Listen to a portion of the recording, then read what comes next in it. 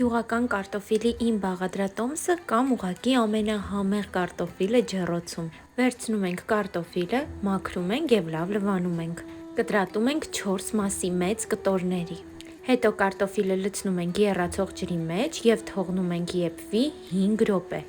Առանձին ափսեի մեջ խառնում ենք ձեթը, աղը, սև պղպեղը և կարմիր պղպեղը։ Կարող եք ավելացնել ցանկացած նախընտրելի համեմունք։ Ես շատ համեմունքներ չեմ ավելացնում, քանի որ իմ ընտանիքում այսպես են սիրում։ 5 րոպե անց կարտոֆիլի ջուրը քամում ենք։ Վրան լցնում ենք համեմունքներով զանգվածը և լավ խառնում ենք։ Կարտոֆիլը շարում ենք ջեռոցի տապակի վրա և դնում ենք նախապես 200 աստիճան տաքացրած ջեռոցը։ Թողնում ենք 30-ից 40 րոպե։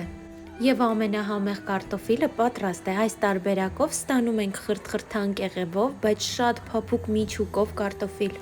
Փորձեք ու խոստանում եմ շատ կհավանեք։ Պահպանեք բաղադրատոմսը, որ չկորցնեք։